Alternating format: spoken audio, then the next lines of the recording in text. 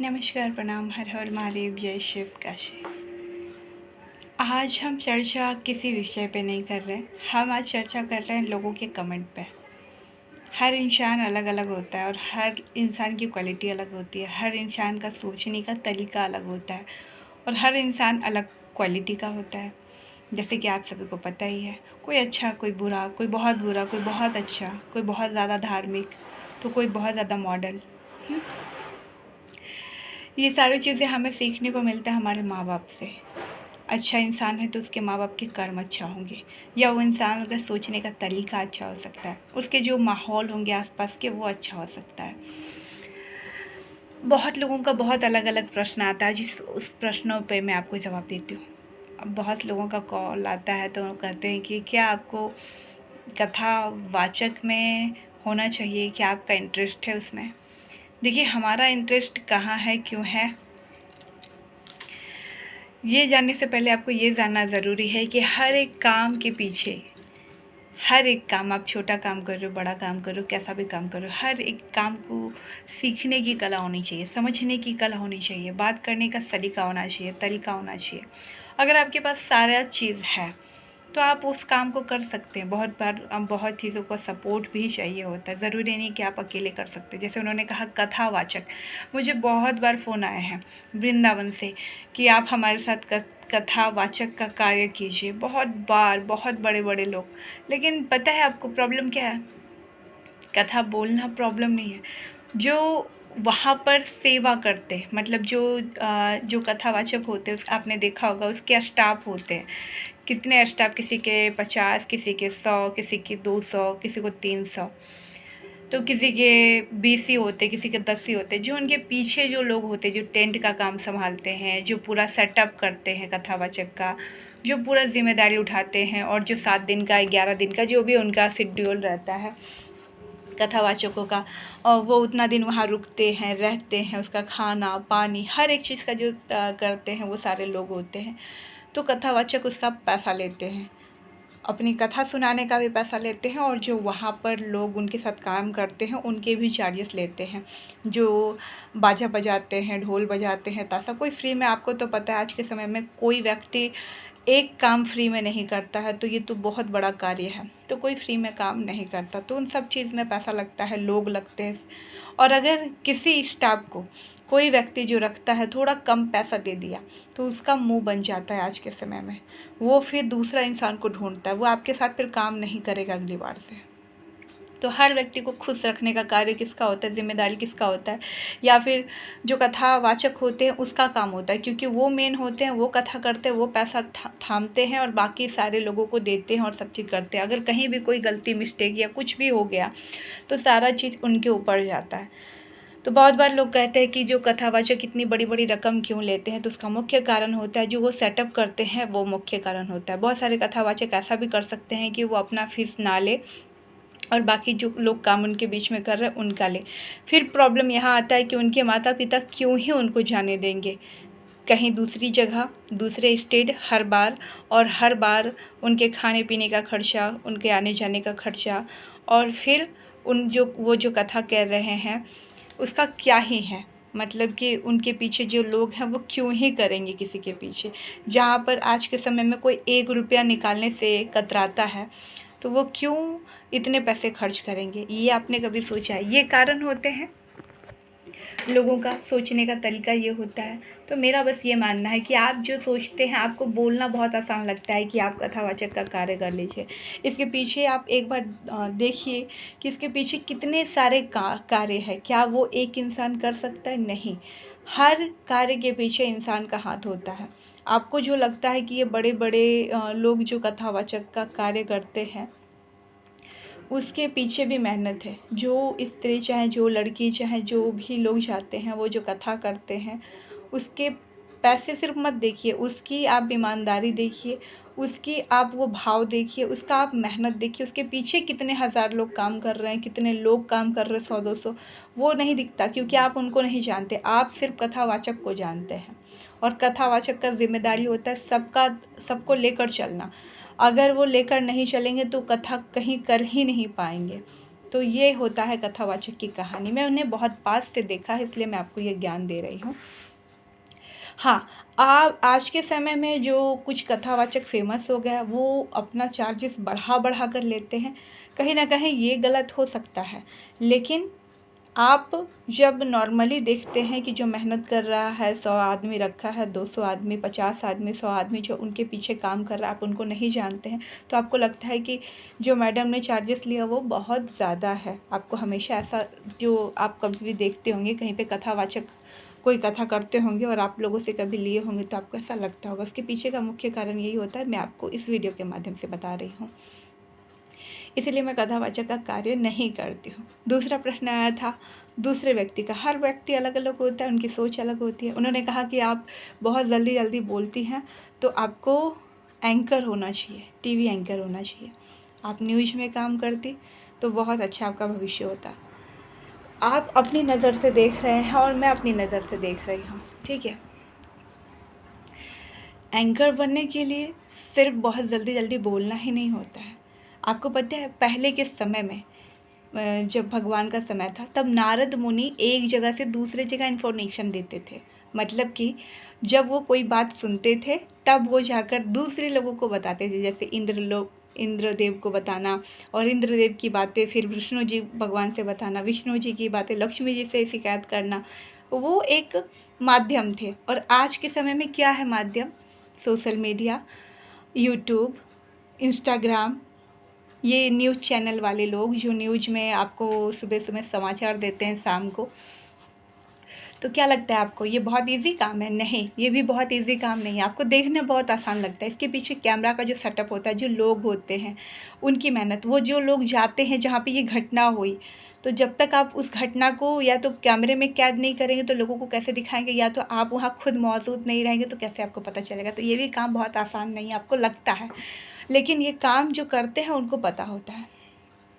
आप एक दिन जाएंगे मार्केट, दूसरा दिन आपका मन होगा कि नहीं जाएंगे, थक गए हैं। लेकिन एंकर या टीवी चैनल वाले को रोज़ अपने सही समय पे, जो उनका निर्धारित समय होता है ऑफिस, उसको जाना ही है। आज क्या नया ट्विस्ट का कहानी है उसको लाना ही है। यहाँ तक कि अगर वो वीडियो बनाते बनाते, जैसे टीवी पे आते आते उनको कहीं खजली हो रहा है तो वो नोच नहीं सकते, उनको प्यास लग गई वो पानी नहीं पी सकते, उनको बहुत ज़्यादा वॉशरूम आ गया, कोई भी प्रॉब्लम हो सकता है, वो उस टाइम तक नहीं जा सकते। उनको कोई भी दिक्कत हो जाए तो वो उस टाइम नहीं कर सकते। तो ये सारी चीज़ें, बार बार उनको पसीना आ रहा है तो पोंछ नहीं सकते, बहुत सारी परेशानियों का सामना करना पड़ता है, तब जाके एक एंकर, एक अच्छा टीवी चैनल वाले वो बनते हैं। तो हर लोगों के पीछे कुछ ना कुछ कहानी होता है, कुछ ना कुछ जब आपको कैसे महसूस होगा, जब आप सामने से उनको देखेंगे ना, तब इस चीज़ को समझ पाएंगे कि इसमें हर एक जो आपको दिखता है बहुत आसान, उसके पीछे कुछ ना कुछ कहानी होता है। तो टीवी एंकर के भी जीवन में बहुत स्ट्रगल होता है। कभी वो यहाँ होते हैं, कभी कहाँ होते हैं, कभी कैसे उनको रात रात भर जाग कर कोई चीज़ का जानकारी प्राप्त करना, उसको निकालना होता है। तो पहले नारद मुनि इन्फॉर्मेशन देते थे, आज के समय में न्यूज़ चैनल वाले आपको इन्फॉर्मेशन पहुंचाते हैं। हाँ, न्यूज़ चैनल की एक गलती होती है कि जब कुछ बीत जाता है तो आपको बताते हैं। यही चीज़ बीतने से पहले अगर वो ज़्यादा जानकारी दी तो ये बहुत अच्छा काम करे, ये चीज़ मैं मानती हूँ। क्योंकि जब कुछ बीत गया, मतलब वो घटना हो गई, तब वो बता रहे हैं। अगर वही चीज़ उनको पता है पहले से और उस पर वो रोक सके या उस पर कोई लगाम कर सके या उसको बचा सके, तो ये बहुत बड़ी बात होगी उस दिन। और न्यूज़ चैनल वाले वो ऑलरेडी ऐसे ही फेमस हो जाएंगे, उनको फेमस होने की बहुत ज़्यादा ये सब करने की ज़रूरत नहीं पड़ेगी, मेरा ये मानना है। आपका क्या मानना है? आप लोग कमेंट बॉक्स में अवश्य अच्छी बातें लिखिएगा न्यूज़ चैनल के बारे में, क्योंकि बहुत बार न्यूज़ चैनल बहुत अच्छे होते हैं, बहुत बार बहुत घटिया भी होता है। क्योंकि आजकल जो लोकल न्यूज़ चैनल वाले बने हैं ना, वो अफवाह उड़ाते हैं। मतलब कि ऐसा कि कोई मरा नहीं है उसके बारे में लिख देते हैं कि वो मर चुके हैं, ओम शांति, ऐसे ऐसी। तो वो सब छोटे कैटेगरी के न्यूज़ चैनल वाले होते हैं। जो बहुत अच्छे दायरे के लोग होते हैं वो दूसरों का सम्मान भी करते हैं और इससे प्रेरित भी करते हैं, आगे बढ़ने में मदद भी करते हैं और उनको एक सही मुकाम भी देते हैं। लेकिन जो छोटे जो होते हैं वो बदनाम करते हैं, और वो खुद बदनाम होते हैं इसलिए दूसरों को बदनाम भी करते हैं और उसके लिए अच्छा कार्य नहीं करते हैं। और कुछ न्यूज़ चैनल वाले दूसरों से पैसे लेकर उसके हर चीज़ों को आगे बढ़ाते हैं या उसको ख़राब करते हैं। मैंने ऐसी भी छवि देखी है दिल्ली में। तो ये न्यूज़ चैनल की मैं आपको एंकर की कहानी बता रही हूँ, न्यूज़ चैनल के लोगों की कहानी बता रही हूँ। अब तीसरा प्रश्न हम उठाते हैं। तीसरा प्रश्न है, क्या आप कोई अच्छी मॉडल होती या कोई अच्छी डांसर होती या आप हीरोइन होती? ये प्रश्न तो मुझे बहुत सताता है, क्योंकि ये प्रश्न बहुत ज़्यादा आता है हर बार। देखिए, दुनिया में चॉइस बहुत है, कलाएं बहुत है, और हर व्यक्ति को हर कला आनी चाहिए। ठीक है, जैसे लोग 36 गुण मिलाते हैं ना, उसी तरीके से 54 64 कुछ लोगों को पास 54 कलाएं होती है, किसी के पास, जैसे श्री कृष्ण के पास 64 कलाएं थी। तो हर व्यक्ति सोचे कि वो क्या क्या कर सकते हैं, क्योंकि जीवन एक बार मिला है। ये जो हमें जीवन मिला है वो एक बार मिला है, और इसी जीवन में आप सोचते हैं हम हर चीज़ कर सकते हैं, तो अपने अंदर वो कलाएं रखिए, वो गुण रखिए। लेकिन अगर आप ये सोचते हैं कि हम इसमें भी रहें, उसमें भी रहें, वहाँ भी रहें, तो आप एक इंसान है, कहाँ कहाँ रहेंगे? संभव नहीं है। दिखने में सुंदर है इसका मतलब ये नहीं है, और मेरी लंबाई अच्छी है, मेरे फिगर अच्छे हैं, इसका मतलब ये नहीं है कि मैं मॉडल बन जाऊं, मैं उस फील्ड में चली जाऊं जहाँ पर दलदल है। दिखने में दूर से बहुत चमक धमक है, ऐशो आराम की ज़िंदगी आपको लगती है, उनके पास गाड़ी है, बंगले हैं, नौकर है, चाकर है, आगे पीछे ये है। एक इंसान को क्या चाहिए? यही तो चाहिए? नहीं, एक इंसान को एक सुकून भरा जीवन भी चाहिए होता है। पता है, उनके जीवन में सुकून नहीं है। अब आप पूछेंगे कैसे? क्या आप आम इंसान हैं? तो हम आम इंसान कहीं भी जा सकते हैं, खुले आसमान में उड़ सकते हैं, जिसे हम आज़ादी कहते हैं। हम मॉल जा सकते हैं, हम मोहल्ले में घूम सकते हैं, हम चाहे तो किसी मंदिर में जा सकते हैं, हमें कोई नहीं पहचानता। हम कहीं भी जाकर आ सकते हैं, कहीं भी घूम सकते हैं, कुछ भी कर सकते हैं। एकदम हम फ्री माइंड है, हमारे ऊपर कोई टेंशन नहीं है किसी प्रकार का। क्या आप फेमस हो जाएंगे रातों रात? तो आप इन सब के बीच में रह सकते हैं? नहीं रह सकते। इसका मुख्य कारण क्या है पता है? लोगों की भीड़। लोग आपको हमेशा घेर लेंगे इस प्रकार से कि आप अनसेफ फील करेंगे, जिसे हम कहते हैं आज़ादी, वो छिन जाएगी। हमेशा आपके पास सिक्योरिटी गार्ड, इधर उधर, आगे पीछे, ये ऊपर नीचे, यहाँ वहाँ, जहाँ जाओ वहाँ। तो क्या ये आज़ादी मिल सकती है जो हम अभी जी रहे हैं? मुझे ऐसा लगता है, क्योंकि मेरा जो ख्याल है, मुझे आज़ाद रहना बहुत पसंद है अपने जीवन में। कहाँ जा रही हूँ, क्यों जा रही हूँ, क्या काम है, क्या है, इस तरह का नहीं। और मैं जा रही हूँ तो मेरे पीछे ये नहीं कि मुझे ये चीज़ का डर हो कि मेरा मर्डर हो जाए, इस चीज़ का डर हो कि वो मुझे किस नज़र से देख रहा है, ये इस तरीके का नहीं। उनके साथ क्या है, यही प्रॉब्लम है। उनके पास घर है, गाड़ी है, बंगला है, नौकर है, चाकर है, सब है। उनके पास खुद की आज़ादी नहीं है, क्योंकि वो खुलेआम कहीं जो घूमना चाहिए, जैसे हम अपने यहाँ घूमते, उस तरीके से नहीं घूमते। हम कहीं भी जाकर आराम से आ सकते हैं, हमें कोई टेंशन नहीं है। लेकिन उनको टेंशन है। वो कहीं भी जा रहे हैं, उनके गाड़ी में नौकर है, वो कहीं उतर रहे हैं, वहाँ नौकर है गेट खोलने के लिए, वो कहीं भी बड़े जगह जा रहे हैं, वहाँ, मैं हर जगह। क्या इसको आज़ादी आप कह सकते हो? नहीं कह सकते हो। आपको लगता है दूर से चीज़ें बहुत सुंदर लगती है देखने में, उसके पीछे का संघर्ष आपको पता है? हर व्यक्ति अलग अलग दिमाग का होता है। मैंने इसको बहुत करीब से देखा है, बहुत करीब से। पता है, जब मैं लोगों को सिखाने के लिए जाती थी, तो लोग मुझे क्या कहते थे कि आपको इसके जगह पे होना चाहिए। और मुझे कई बार ऑफ़र आया, मैं बताऊं रियलिटी मुझे कहाँ कहाँ से ऑफ़र आया था, मैं आपको आज बताती हूँ। मुझे महाभारत से ऑफ़र आया था, मुझे रामायण से ऑफ़र आया था, मुझे सीरियल के लिए ऑफ़र आया था, मुझे पिक्चर के लिए ऑफ़र आया था। सारे के सब लोगों के नंबर है मेरे पास। लेकिन जब मैं उनको सिखाने जाती थी, जब मैं कहती थी कि नहीं मुझे इस लाइन में नहीं आना है, तो उनका कहना होता था कि मैम आप बहुत बड़ा चीज़ खो रही हैं। लेकिन उनमें से कुछ जो अच्छे लोग थे, उनका कहना ये था कि आप इसका चयन ना करके बहुत अच्छा कर रही हैं। क्यों पता है? हर बार हर डायरेक्टर बहुत अच्छा नहीं होता। जिस डायरेक्टर के साथ हम लोग काम करते थे, हम लोग सिखाते थे, वो डायरेक्टर बहुत अच्छे थे।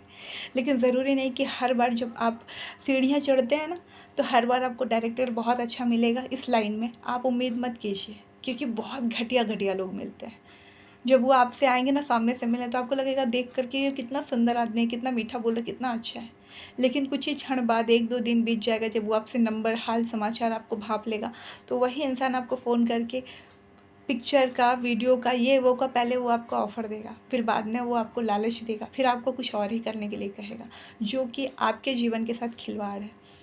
बहुत लड़कियों के साथ मैंने सामने से देखा, लेकिन उनकी मजबूरी होती है और वो चली जाती हैं, अपने माँ बाप का भी नहीं सोचती और किसी का नहीं सोचती। ये प्रॉब्लम होती है वहाँ पे।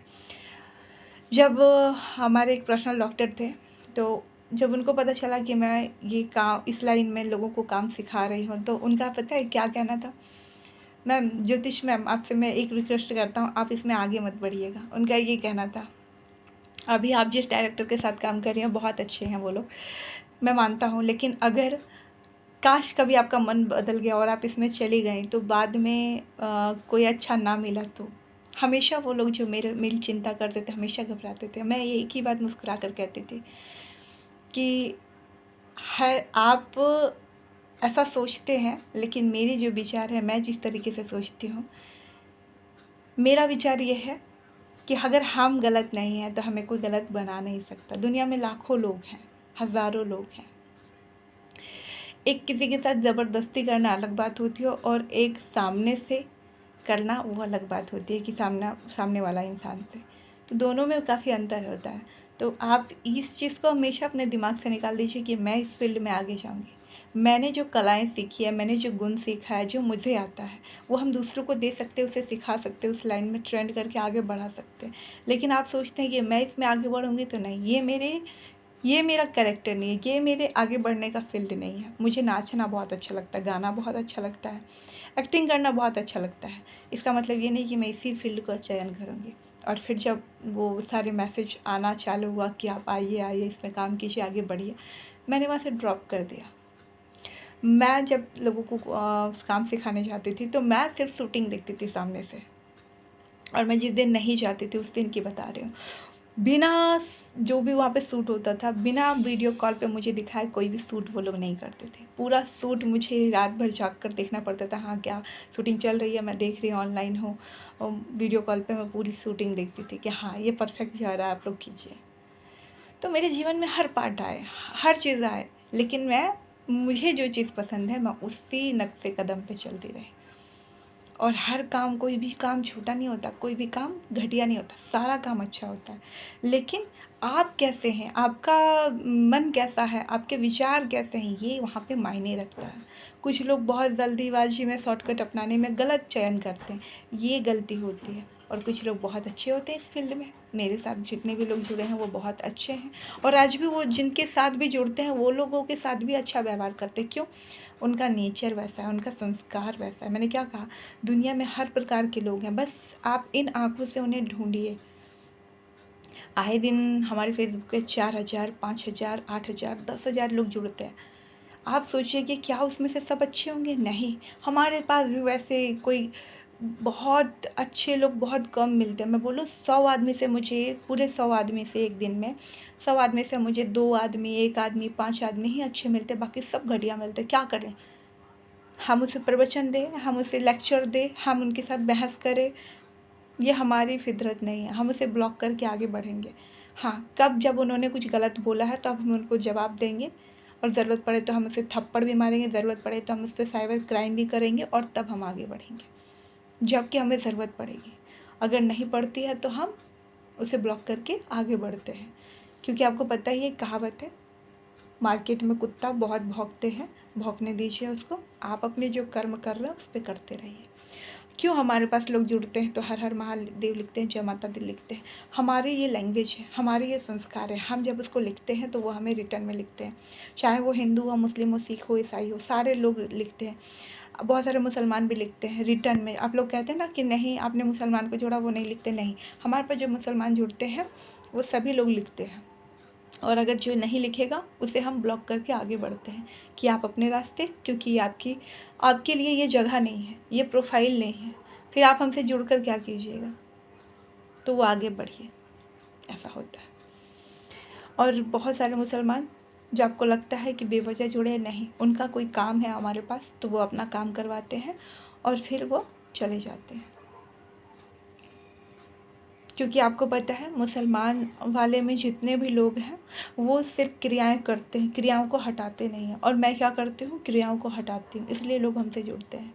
जो कहीं पे भी ठीक नहीं होता है, मैंने क्या कहा, चैलेंज दिया है पूरी दुनिया में। आप कहीं भी चले जाएं, कितना भी परेशान हो आप, जब कहीं भी आपका कोई सुनवाई नहीं होगा, जब आपको लगेगा हम पूरे जहान से हार गए, हर जगह से हार गए, तब यहाँ आइएगा। एक बार में काम होगा, पैसा लगेगा लेकिन एक बार में काम होकर एक ही दिन के अंदर आपको मिलेगा, ये दावा रहता है।